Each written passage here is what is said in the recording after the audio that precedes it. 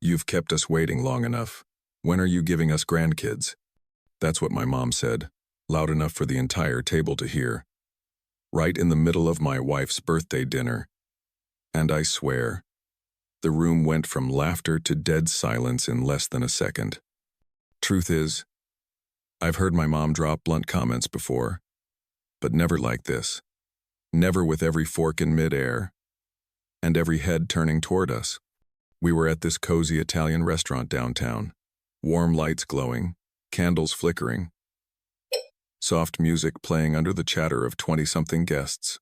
Anna, my wife, was sitting next to me, wearing that deep green dress I love, smiling from ear to ear because the night had been going perfectly. Until now.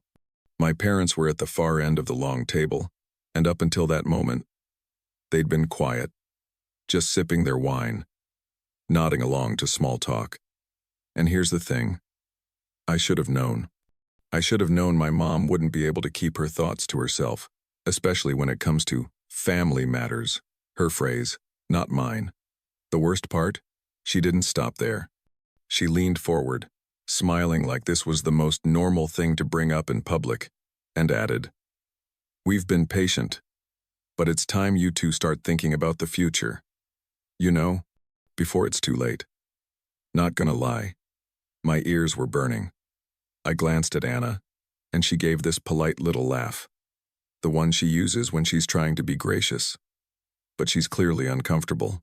She said something like, "Well, we'll see," and started to turn back to her dessert. But my mom wasn't finished. She set down her glass of champagne, tapped her fingers on the table like she was building suspense, and said, "Actually, there's something else I think you should know." And that's when my stomach dropped. You ever had that sixth sense kick in, where you just know the next words out of someone's mouth are going to change everything? Yeah, that was me. Sitting there with my napkin bunched up in my hand, heart thudding in my ears. I shot a quick glance at my dad. He wasn't looking at anyone, just staring down at his plate like maybe if he stayed still enough, he could disappear. That's when I knew whatever she was about to say, he didn't approve. Anna's eyes flicked from my mom to me, her smile fading. She reached under the table and rested her hand on my knee, not squeezing, just this gentle touch, like she was bracing both of us for impact. And here's the thing. My mom has a way of doing this. She'll hold something in, act like everything's fine, and then at the exact moment she has an audience, she'll drop it like a bomb in the middle of the room. I was running through every possibility in my head. Was this about us not having kids yet? Was it something she'd heard about Anna's family? Or was it about me? The not knowing made it worse. My mom took a slow sip from her glass, looked around the table like she was checking to make sure every eye was on her. And I swear, in that pause, I could hear my pulse louder than the background music. Anna tried to speak, maybe to steer the conversation away, but my mom just raised her hand slightly, like, "Let me finish." And I'm thinking, finish what? Humiliate us in front of her family? Make sure every person here walks out with a new piece of gossip? I wanted to stop her. I really did. But a small part of me, a small, awful part, wanted to hear what she thought was so important, so urgent, that it had to come out right now, on this night. She set her glass down, folded her hands in front of her, and leaned in just a little. "There's a reason," she said, "that we've been asking about grandkids." She paused again. I could see people shifting in their seats, glancing at each other. Anna's dad furrowed his brow. Her best friend looked down at her plate. And me? I just sat there, my throat dry, waiting for her to say the thing she clearly came here to say. And then, she opened her mouth. "There's a reason we've been asking about grandkids," my mom said.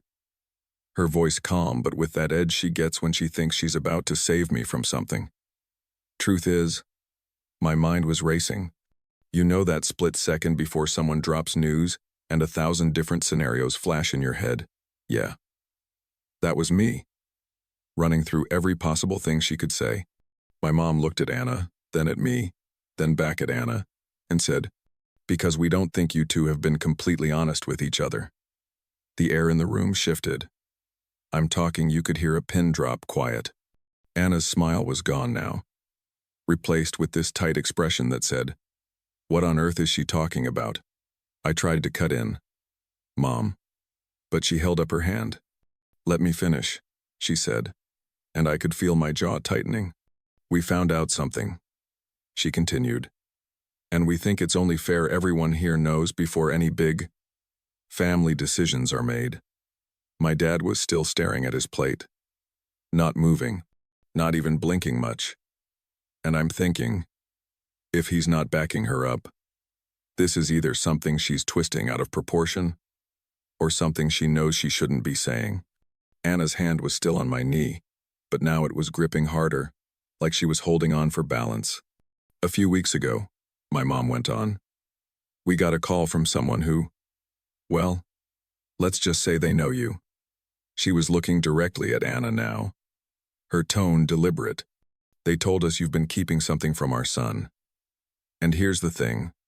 My stomach was in knots, but my brain was shouting, "This is not the place, not the time." But it was too late, the hook was in. The audience was listening, and she was in full control of the room. "They said," my mom continued, "that you've been unable to have children." There it was, just like that. The thing she'd been building up to. Not gonna lie. For a second, I thought I'd misheard her. The words hung there, and you could feel every person at that table processing them in real time. Anna's face went pale. She opened her mouth like she was about to respond, but nothing came out at first. My mom just sat back in her chair, like she'd delivered a verdict. "We just think it's important to be open about these things," she added, as if that made it any better. I finally found my voice. "That's not your news to share," I said, my tone low but sharp. Anna's dad cleared his throat, clearly trying to break the tension. But it was useless, the tension was already thick enough to cut with a knife. Anna finally spoke, her voice steady but quiet. "Yes," she said. "I've known for a while. And I told your son. We've talked about it. We've made our peace with it." She looked at me, and I nodded. My mom looked genuinely surprised, like she'd expected me to be blindsided. "You knew?" she asked, her brows knitting together. "Of course I knew." I shot back. "We've been through this together. It's our life, our decision. And here's the thing." I could feel my hands shaking under the table, not from the news itself because I already knew, but from the fact that my mom thought this was her moment to reveal something so personal, so private, in front of an entire dinner party. The table stayed quiet for a long beat. People looked down at their plates, some shifting uncomfortably in their seats. My dad finally looked up and muttered, "This isn't the time." But the damage was already done. Anna excused herself and went to the restroom, and I sat there, feeling every pair of eyes in the room on me. My mom started to say something else, but I held up my hand this time. "Not another word," I said. "You've said enough." And I meant it. But deep down, I knew this wasn't over. I knew Anna wasn't just going to shrug this off. And I knew my mom wasn't going to suddenly change. And as I sat there waiting for Anna to come back to the table, one question kept running through my head: how the hell was I going to fix this without tearing my family completely apart? Anna came back from the restroom with that calm, collected face she puts on when she's holding something in. And truth is, I knew the storm wasn't gone. It was just under the surface. She sat down, adjusted her napkin, looked right at my mom and said, "That was cruel, and it wasn't your place." You could feel the air shift again, this time sharper, heavier. My mom blinked, like she hadn't expected to be called out so directly, and said, "I was only being honest. And here's the thing. Honesty can be a weapon if you swing it at the wrong time, in the wrong place, in front of the wrong people." I looked around the table. Some guests were leaning back, some staring down at their plates, some obviously dying to know what would happen next. My dad finally spoke louder.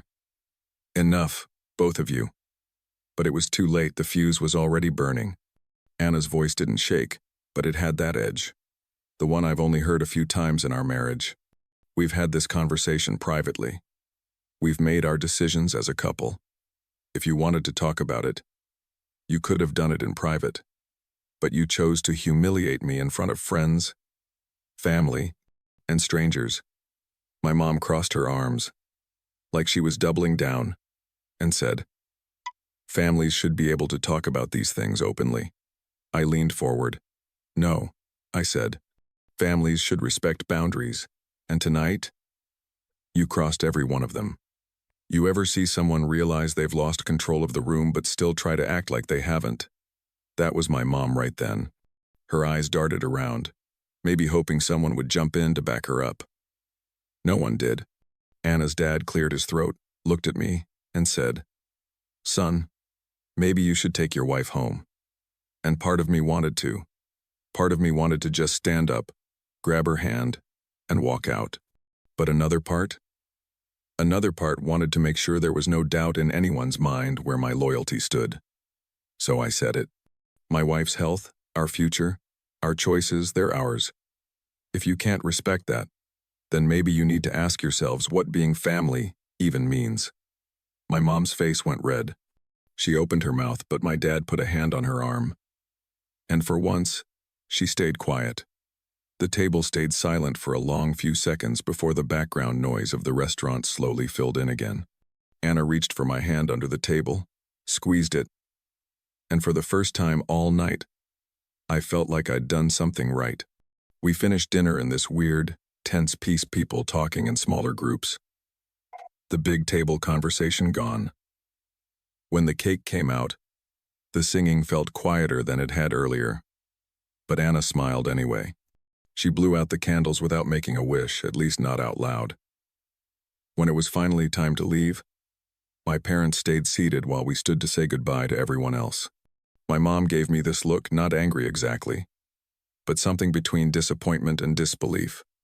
She said, "You've changed." I didn't flinch. "I hope so," I told her, and then we walked out. In the car, Anna was quiet at first. Then she said, "You didn't have to defend me like that, but I'm glad you did." And that's when it hit me, the way she said it.